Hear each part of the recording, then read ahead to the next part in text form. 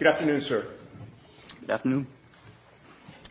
Sir, you knew before you got into Ambulance 2 that you were heading to Fairview Road for what is called a Section 12, correct? We were dispatched for a Section 12, correct? Right. And that was not your first call for a Section 12, right? No. You had been in that job since 2006? Yes. You've handled a number of them over the years, correct? Correct. The fact that the call came in as a Section 12 gave you some idea of the nature of the issue that you might be dealing with, correct?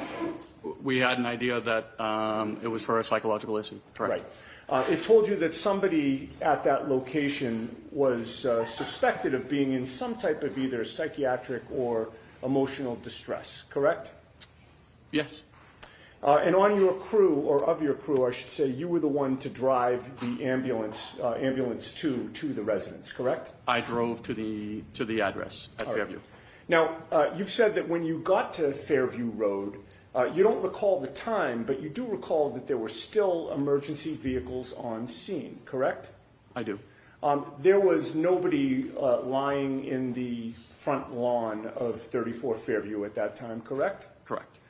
And do you know how much later, after 6 a.m., you would have gone there? You'd have to refer to my partner's report. You don't know if it was minutes or hours later? It was minutes. It was within the hour. I don't know exactly. Within the hour, Yep. Okay. And you said that there were, or you testified that there were 2 police vehicles on scene, correct? At least 2. At least 2. There could have been more than 2. It certainly could have been. And those police vehicles in such a situation, particularly with the snow falling down, would have had their blue lights flashing? I'm not exactly sure if they did or they didn't.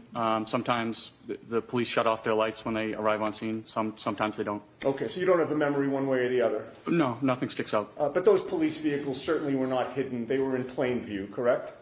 I would say so. Minimum of 2, maybe more. Correct? Yes. And there was also a gray SUV parked near that residence? Correct. And there was a fire engine there as well, correct? Correct. You called it our engine, right? That was from your... Well, it would be engine 3. Engine 3, from or your at least station. the Station 1 engine. I'm sorry? The Station 1 engine. So Canton Fire has 2 fire stations. We were coming from the second station. The Station 1 engine is the one that responded to Fairview. Okay, and that was a typical large fire engine, correct? Yeah. And did the fire engine have its lights on? I assume it did, only because we rarely shut our lights off on a scene. Sure. And there were police officers walking about, milling about? Yes. Do you know how many?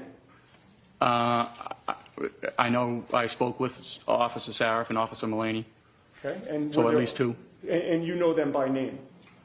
Yeah, Canton's a fairly small town, so you run into the police on a regular basis. Sure, and you work cooperatively with them, correct? Yes. Were there other police officers besides Sarif and Mullaney? I'm sure there could have been, but I don't recall ever speaking with them or interacting with them. Okay. Were there other EMTs or firefighters there when you got there? Just my Lieutenant Woodbury, and then Firefighter Sandpock. Okay, and they were in charge of Engine 1? Well, the Station 1 engine. The Station 1 engine? Okay. And there were also civilians on scene, correct? Correct. So you would agree that there was a lot of activity outside 34 Fairview, correct? There was a fair amount of activity. I mean, there were people and vehicles and lights surrounding that residence, correct?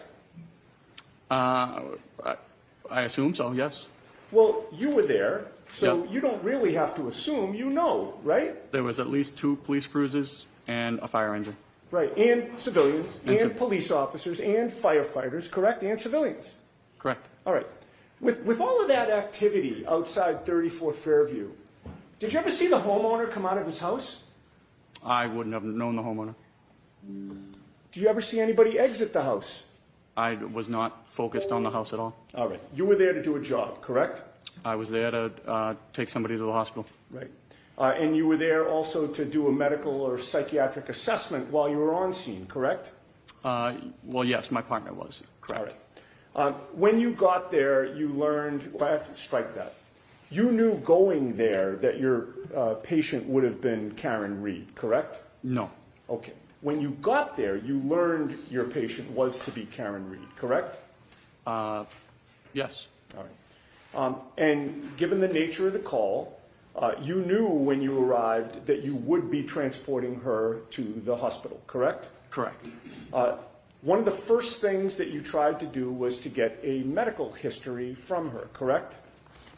Or my partner. All right. And you were present for that, correct? I may or may not have been.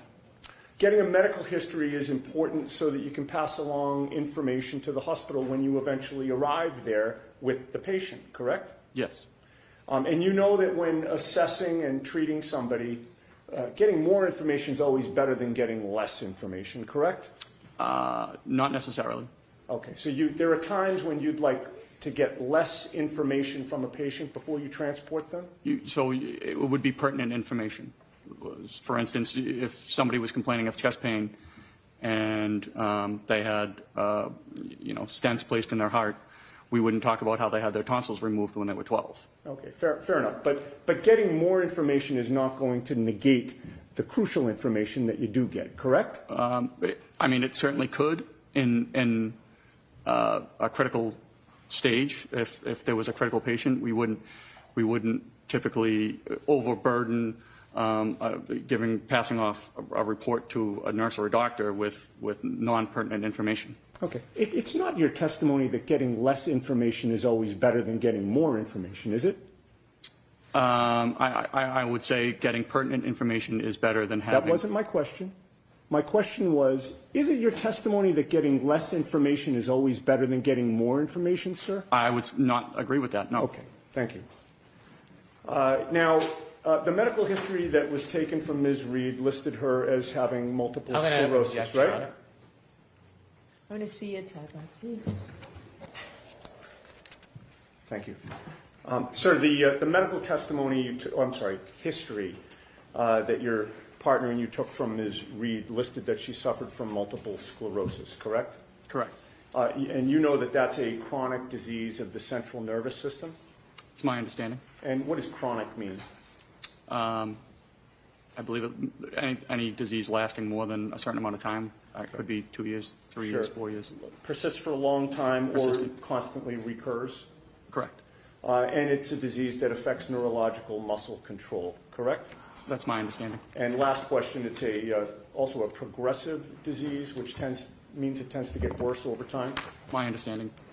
All right. Now, when you first interacted with Karen Reed after you got to 34 Fairview and encountered that whole scene, it was clear to you that a major focus for her was whether John O'Keefe was alive or dead, correct? Correct. Bless you. She asked if somebody could survive after having been found in the snow without a jacket, correct? For many hours, correct. All right. And you mentioned something about hypothermia, that you assumed that you may have been dealing with a hypothermia situation from earlier, correct?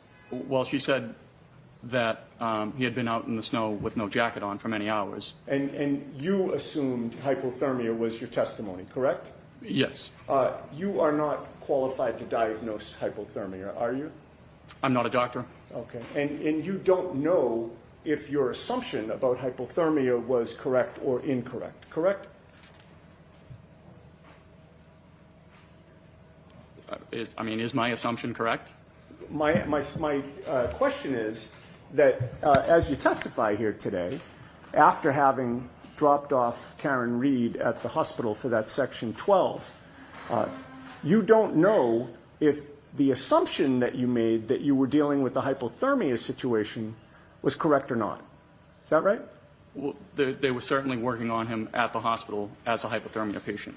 You don't know if your assumption was correct or not, sir. I guess I don't.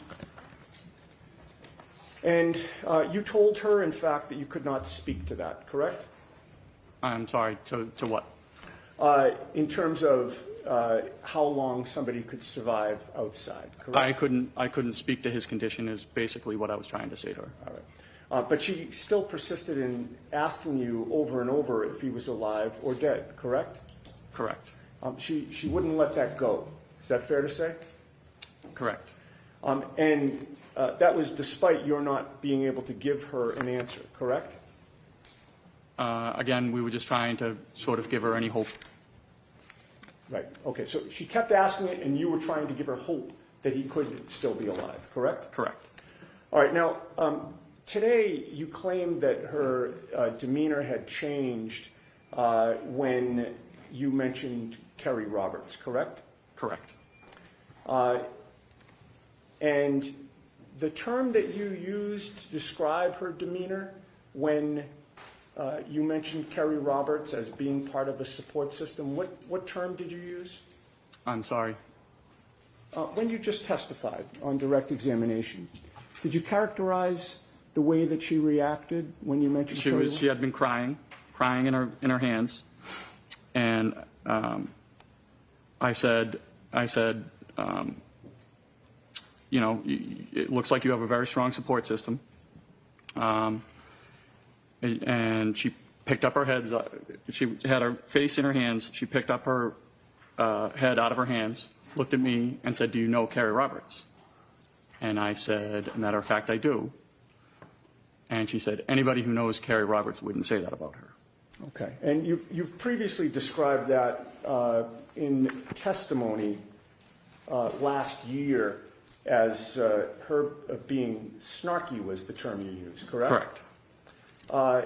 But you were first interviewed by the police on February 8th of 2022, correct? If that's what the report says, yes. About 10 days after this? About that.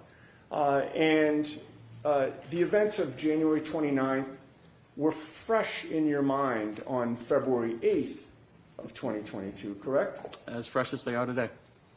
Okay. So you do not allow that your memory was better on February 8th of 2022 regarding January 29th of 2022. It wasn't better on February 8th than it is today, is your testimony. I would feel it's just as good. Okay. Your memory does not get better over time, correct? For this case, it seemed to stick out to me. Okay. So are you testifying that your memory gets better over time? No. But That would be crazy, wouldn't it? correct. In that February 8th, 2022 interview, you were asked about Kerry Roberts, right? I'm sorry. What day? February 8th of 2022. Okay. You were asked about Kerry Roberts, right? I do not recall if I was or was not. You told the police that you knew Kerry Roberts from your neighborhood, correct? Okay. Yes. And you've testified today that she just lived 200 yards away from you, right around the corner, right? About that. And you told police that you had seen Kerry Roberts on scene at 34th Fairview when you got there, correct? Correct. You also told police that Karen Reed, had told you about making statements about her wanting to die, correct? Correct. But on February 8th of 2022, just 10 days after these events, you never mentioned to the police during that interview that Karen was snarky in any way, correct? I don't know if I did or I didn't. I don't know if it would be in their report.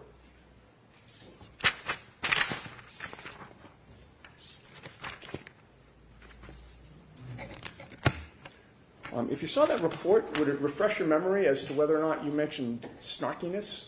I don't think I mentioned snarkiness that day. No. Okay. All right. Well, that answers my question. Okay.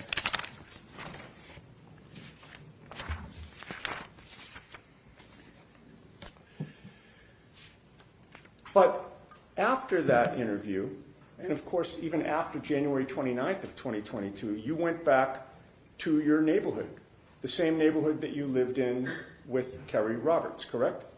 Correct. Do you still live in that neighborhood? I do. Does Kerry Roberts still live there? She does. So you and Kerry Roberts have continued to live in the same neighborhood for years after January 29th, correct? We have. And before you ever encountered Karen Reed that day, you had interacted with Kerry Roberts in the past, correct? Briefly, yes. Well, you were both on the same neighborhood Facebook page, were you not? Yes, that's why I volunteered to bring the fire truck to the Right. block So party. one time she had posted on that neighborhood Facebook page that she wanted to have a fire truck at the neighborhood block party, correct? Correct. And that's when you replied and volunteered that you would bring the fire truck to that block party as she requested, correct? Correct. And you also worked with Kerry Roberts on the Ponkapog Civic Association, did you not? I did not know. She worked on the board prior to my arrival on the board. So you both worked on the same board, but just at different times? Different times, correct. All right. We had, I think you had touched on this earlier, in addition to knowing Kerry Roberts, having been with the Canton Fire Department since 2006, there have been many times when you've worked in conjunction with the police, correct? Correct. And in addition to the two police officers that you mentioned having seen at 34 Fairview on January 29th, that being Sarath and Merlaney, you know many other officers at the Canton police station. I do. And as you say, Canton's a small town, correct? Relatively. People know each other, correct? Correct. You also knew former state trooper Michael Proctor before you arrived at 34 Fairview, correct? I did. Michael Proctor actually was 2 years ahead of you in school, was he not? He was. And you learned at some point that your school classmate, Michael Proctor, was the lead investigator into the death of John O'Keefe, this case, correct? Yes. And in fact, when you spoke to the police in February of 2022, Michael Proctor was one of the troopers to interview you, correct? Correct. You did not go to school with Karen Reed, right? No, not to my knowledge. You didn't help coordinate neighborhood block parties with Karen Reed, right? Nope. You were not in a civic association that Karen Reed belonged to at any point, correct? Nope. She was a stranger to you on January 29th, 2022, correct? She was a patient of mine, yes. Well, as far as you knew, she was an outsider to Canton, correct? I did not know that. You didn't live in the same neighborhood with her? I'm not sure if we did or did not. You had no personal contact with her either before or after January 29th of 2022, correct? No. All right. Now, as a result of your having gone to the scene, there's a patient care record that is generated, correct? Correct. And on this issue of the snarkiness and the demonstration that you just did, there's a contemporaneous report of your team's observations from January 29th, right? Are you referring to my partner's wrong report? Yeah, the patient care report. Yes. All right. And that patient care report is dated January 29th of 2022 and is timed at 9:03 and 34 seconds a.m. Does that sound right? Sounds about right. All right. And that 9:03:34, from your knowledge of how patient care reports are generated, would that be the time that you arrived on scene or the time that the report is written? I mean, I would have to see what time, the exact time you're referring to, but it could be the time the call is closed, or it could be the time you finish the report.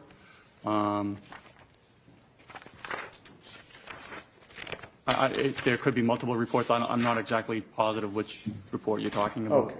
In any case, it was from that morning, correct? Well, I assume so. I mean, there was only one morning that you went to 34 Fairview. Well, no, but there could be two reports. So the engine has to write a report and the ambulance has to write a report. But they're both about that morning, correct? Correct. All right. Now, there are boxes to fill out on the patient care record, correct? Correct. One of the boxes is primary impression. Yes. What does primary impression mean? That is just what we believe the patient's not complaint is, but what we believe the patient is suffering from. Okay. And that is listed on the patient care record for Karen Reed as a behavioral/psychiatric episode, correct? Yeah, so that's a box we check for just about any Section 12. Sure. And, of course, that mentions nothing about snarkiness, correct? No, that is my partner's report. Okay. There's also a box for secondary impression, correct? Correct. What is secondary impression? That might be like just a secondary complaint most of the time. A lot of the times, patients don't have a secondary complaint. Okay, but in this case, it's listed as anxiety/emotional upset, correct?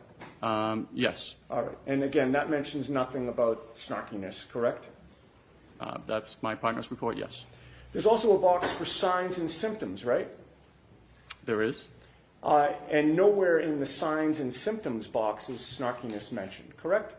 No, I don't think that would be medically appropriate. And then in the patient care record, it's recorded that Karen was found sitting in the front passenger seat of a friend's car, crying and visibly upset but cooperative, right? If that's my partner's words, yes. All right. And those words, actually nowhere in the patient care record is it listed that she was snarky in any way, correct? Again, that would not be something we would put into a patient care report. And you did not put it in, correct? It was my partner's report, and no, we did not put it in. Okay. And once Ms. Reed agreed to go with you in the ambulance, it's fair to say she was still upset and crying, correct? At times. If I may have a moment. Sure. Okay. You had just testified that you said at times she was upset and crying when she got in the ambulance, correct? Correct. You testified on April 21st of 2022 before the grand jury, did you not? I did.